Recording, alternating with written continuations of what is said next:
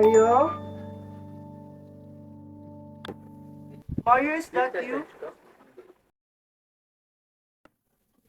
Yes. I'm glad you're home early. How's Tita? Don't wake her up, Mario. She's tired. She's been crying all day.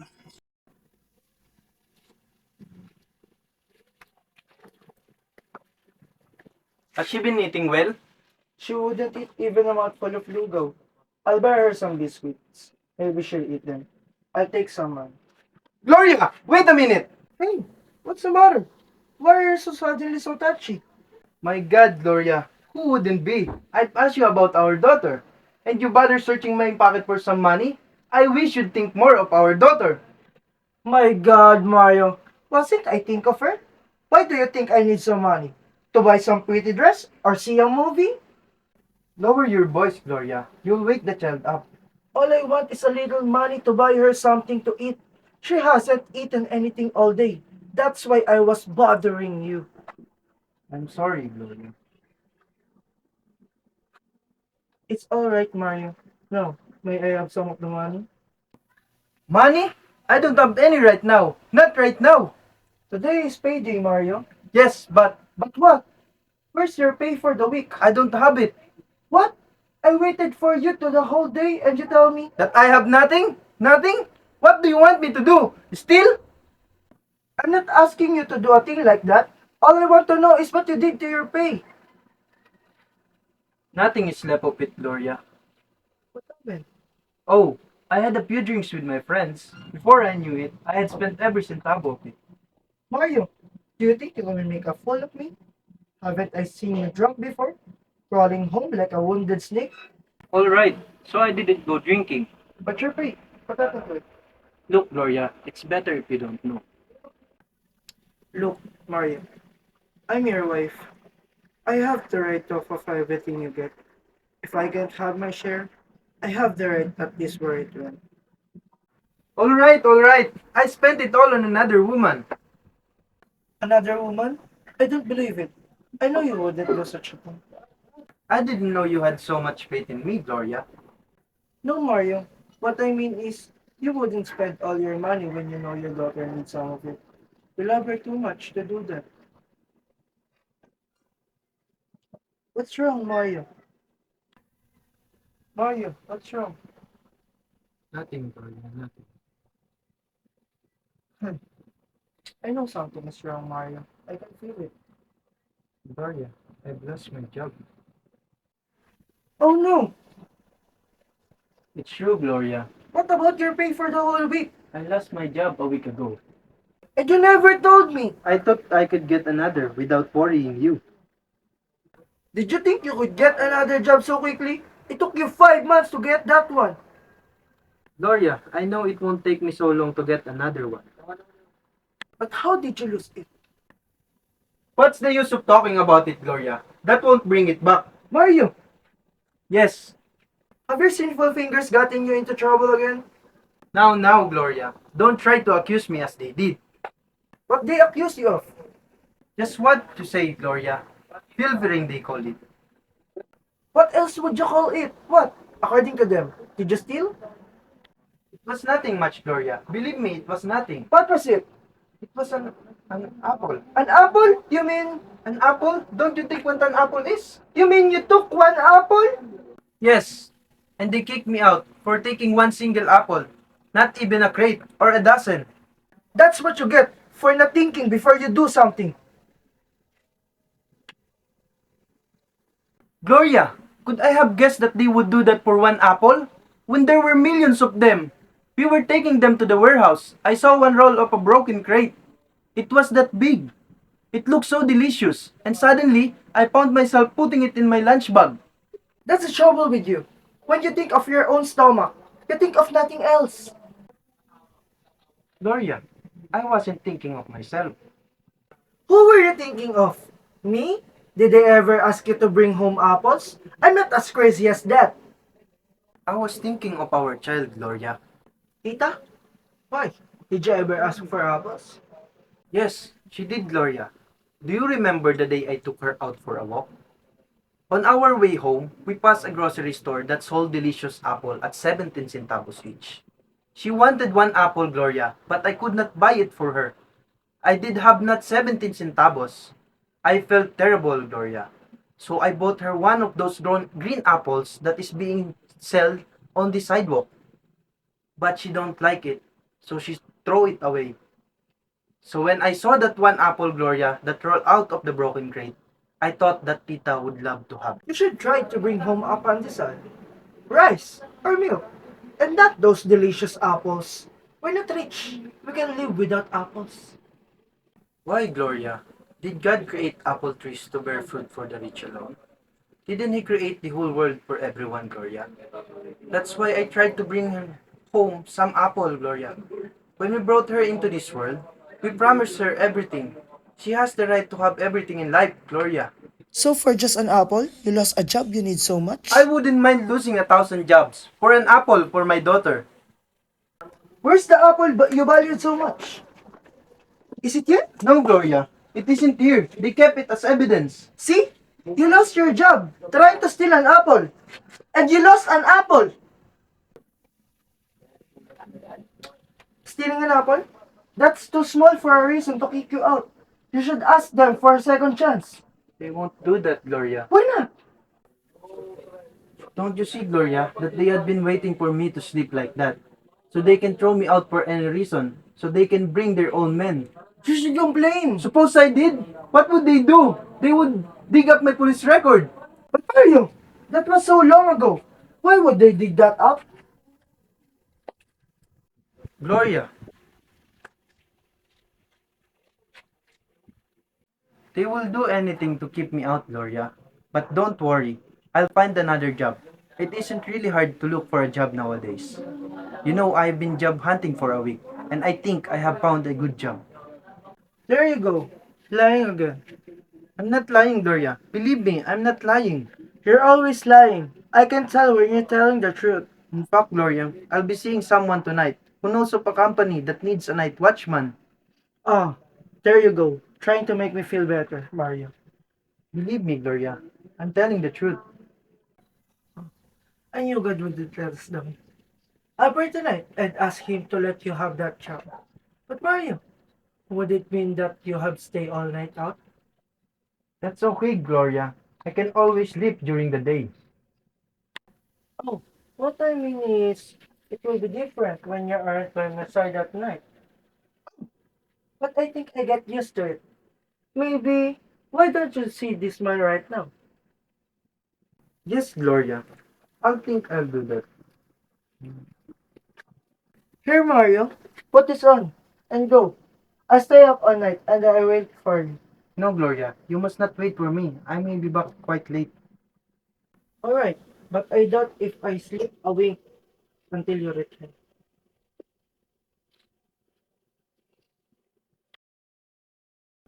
Mother was wrong about you, you know.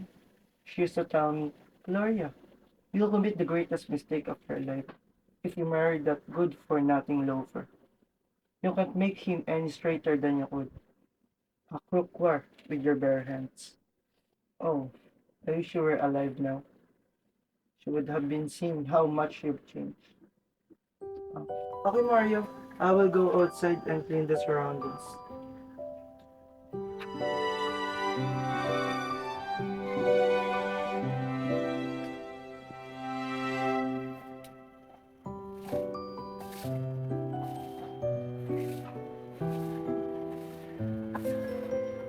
Gloria, drink some water. Oh, thank you, Mario.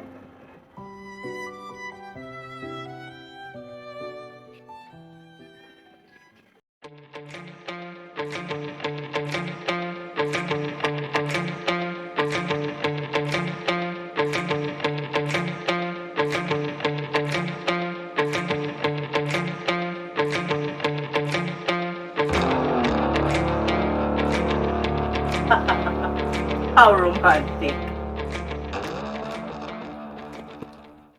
Pablo, You're not glad to see me, are you? what are you doing here? What do you want? Say, is that a way to receive a friend who has come to visit? We don't care for your visits. You haven't changed a bit, Gloria. Not a bit. Neither have you. I can see. You're still that same woman who cursed me to hell. Because I happen to be Mario's friend. Even long before you met him. Time has not any kind to you. You still hate me, Gloria. Yes, and I'll not stop hating you. Not until you stay away from us. Am I not staying away from you? Then why are you here? Oh, God. Can't I come to see you now? To see if life has been kind to you. We were doing well until you showed up. Your daughter. She was that high when I last saw her. How is she? She's alright. Oh, I thought she had not been very well. What did you know? Mario, did you tell him? Huh? Me, Gloria? How would I? I haven't seen him in a while. Of course, until now. What is she sick with? We don't know. Don't you think you should take her to a doctor? Here, I loan you a few pesos.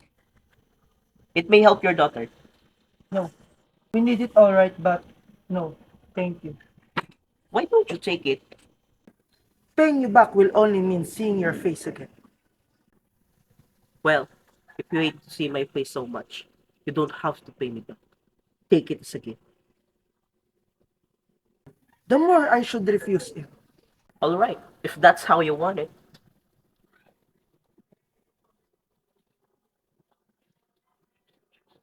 Mario has stopped depending on you.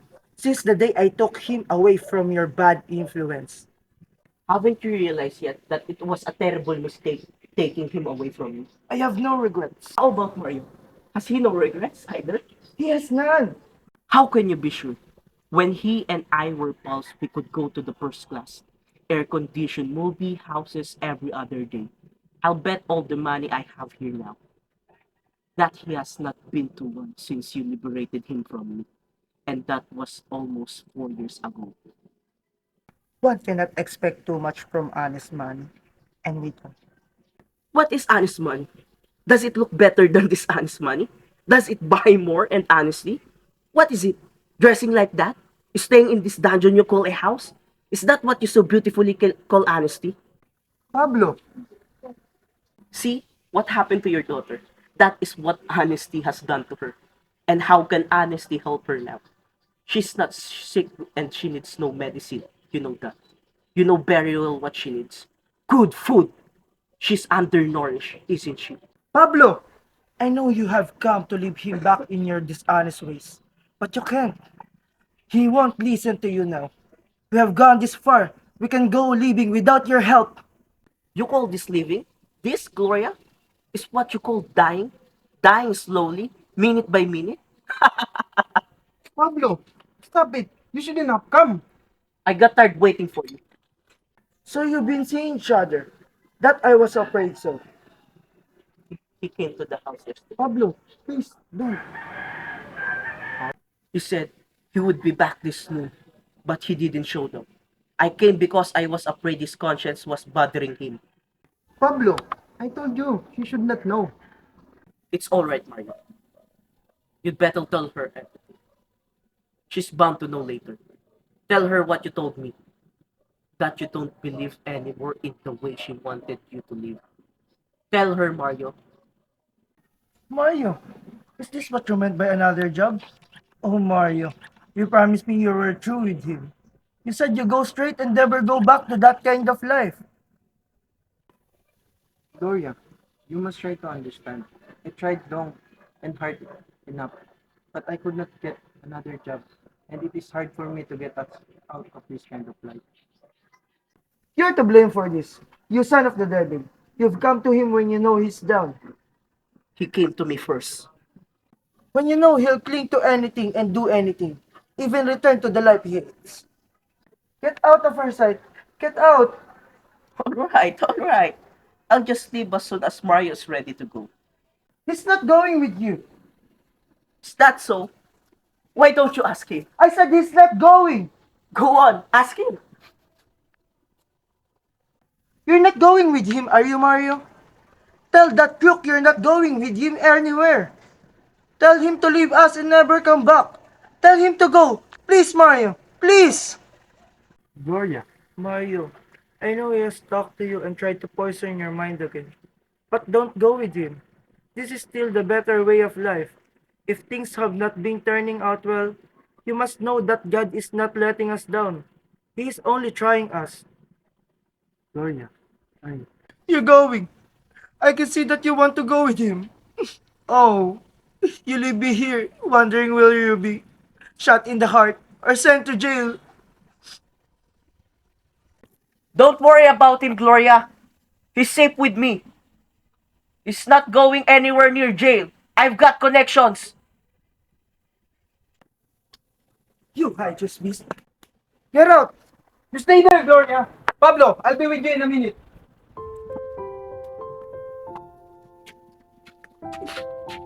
Sit down, Gloria. I am going with Pablo, Gloria. Mario, don't. Please, Mario. You can't make me stop now, Gloria. I have been Mario. thinking about this since last week. Mario. You take care of yourself, Gloria. Our child, and I'll take care of myself. Don't wait up for me.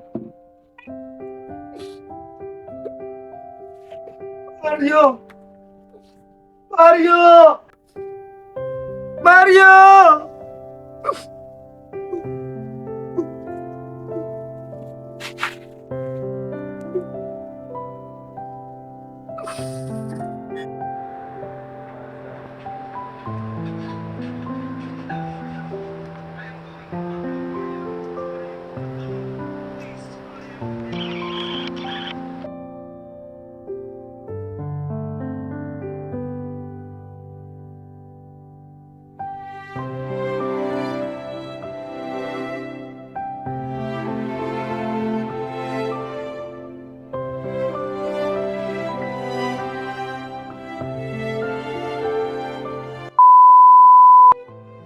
Maybe she'll eat them.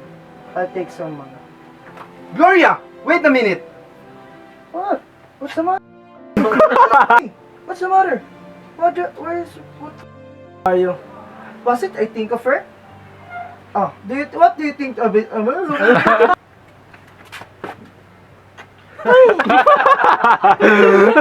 Me! All I want is to something little money to her. 2, 3, go.